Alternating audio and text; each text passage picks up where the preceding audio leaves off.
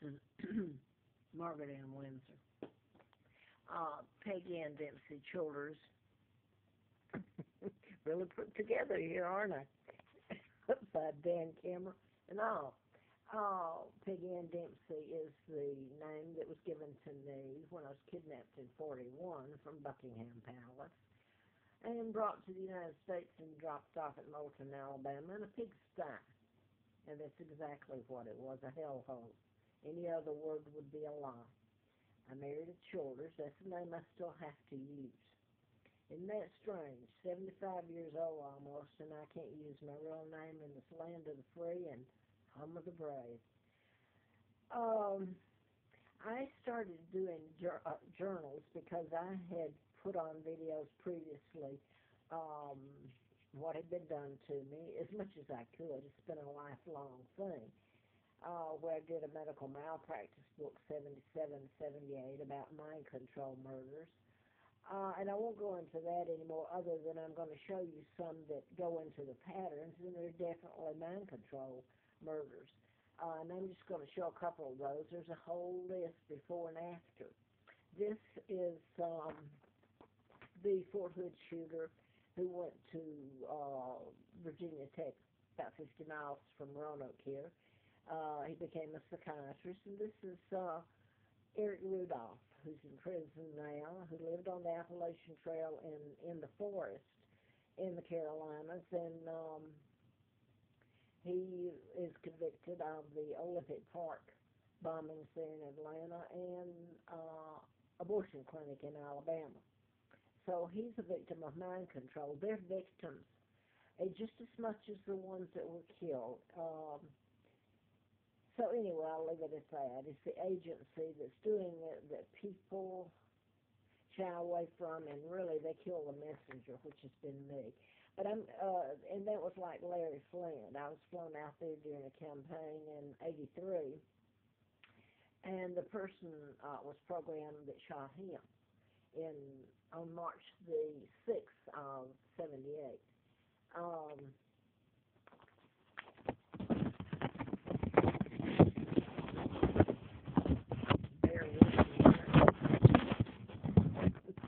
Upload this right. Okay, make it look professional.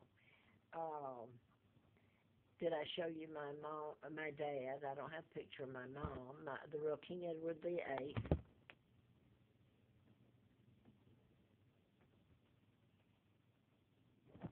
The imposter that married Wallace Simpson. My dad was married to Claudia O'Keeffe. This is dear little Lizzie. So renowned. She's part of the New World Order. She's a traitor to her own country. Her dad had kidnapped me and become the legal monarch. He took out his own brother. And he kidnapped Victoria II. That's me, his own niece. Here he met with Roosevelt the year I was born, 39. You think that's a coincidence? And here's Jimmy Carter. And here is Bill Clinton, of all people. And here is Obama's. Now, the Jimmy Carter was governor of Alabama while I lived there doing the book. Then he became president. You think he doesn't know all about this? Indeed he does.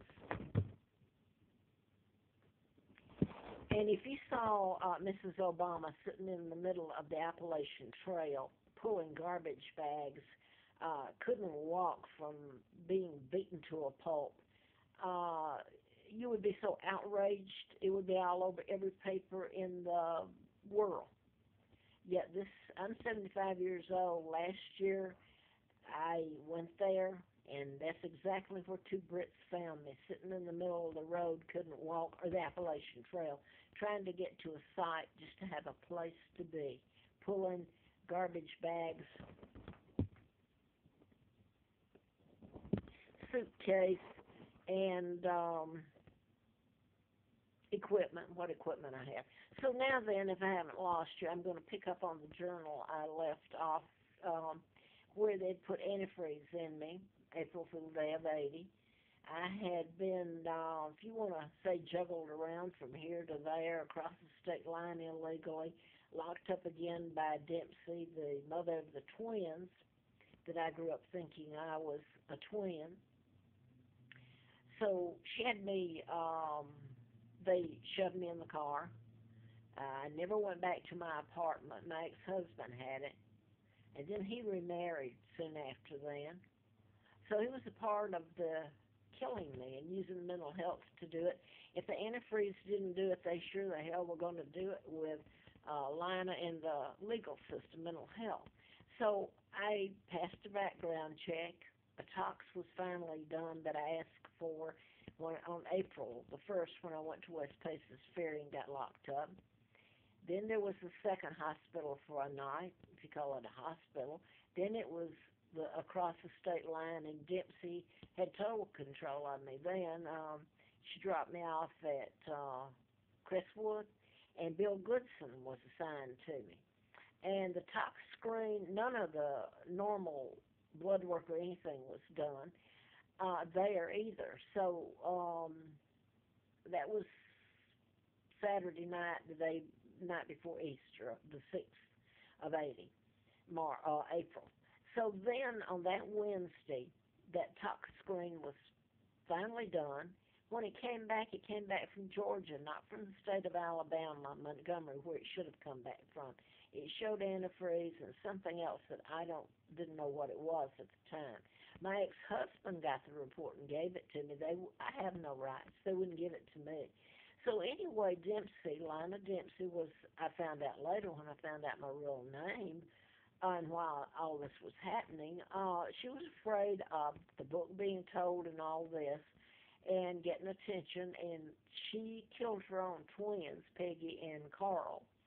And she would have been tried for, tried for killing them in the gas chamber. So her family, if you call them a family, had joined together to cover up. And this has been covered up from on and on and on.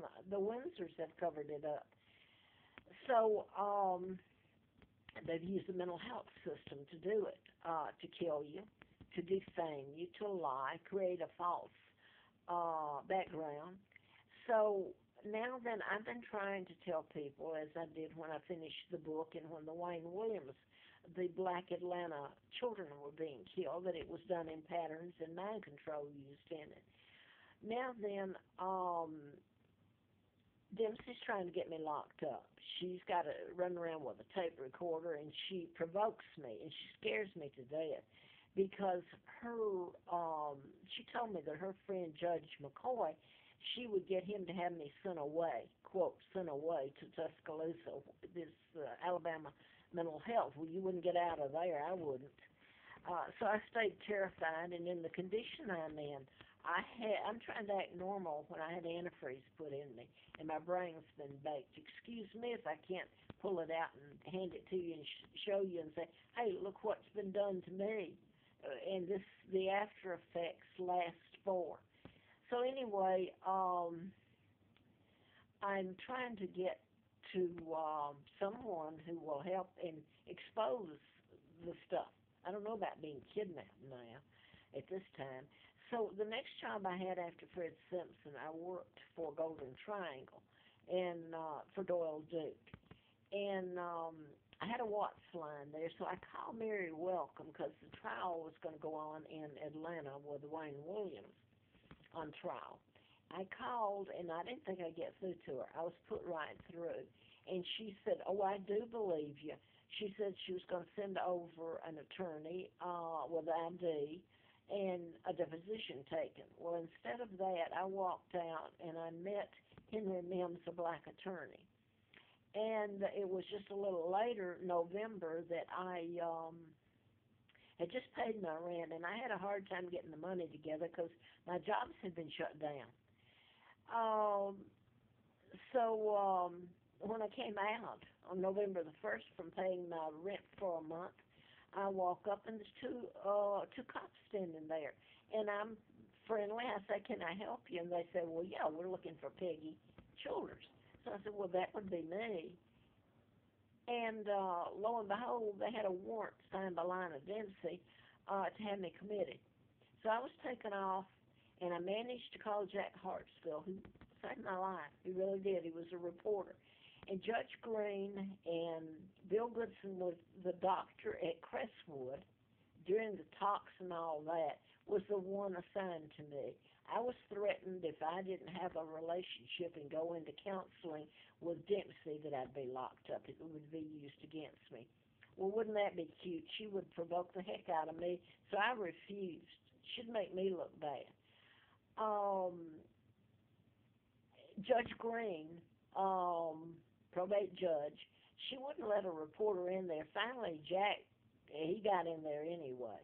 I'm going to say that that woman meant to have me put away, and I can't tell all that was said on during that month of going there, wondering if I was going to live or die.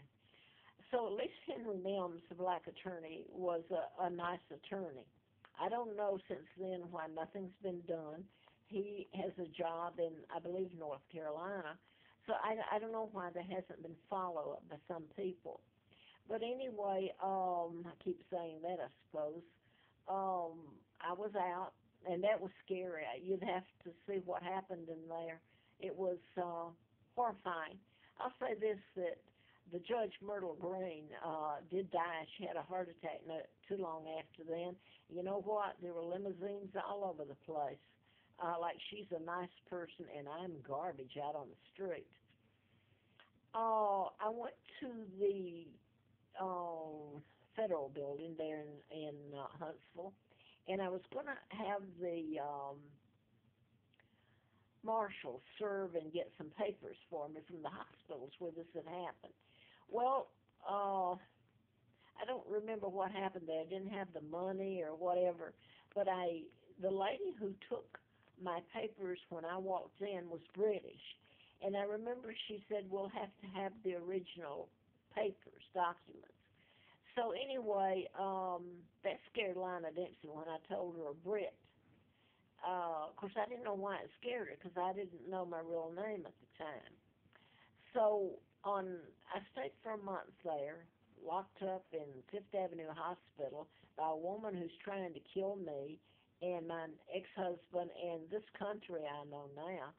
And when I got out, well, it was on just before Thanksgiving. Jack and a friend of his, I went out to her place, and they fixed Thanksgiving dinner. And so now then my rent's due again at Warren House Apartments, and I'm going to be evicted if I don't come up. And so that month was just wasted. I was locked up, using the mental health system to do it. No charges against them will ever be. So again, that's the mental health system, and nobody will sue. Nobody will do a darn thing about it. Now then, I'm going to jump to, let me see about the time.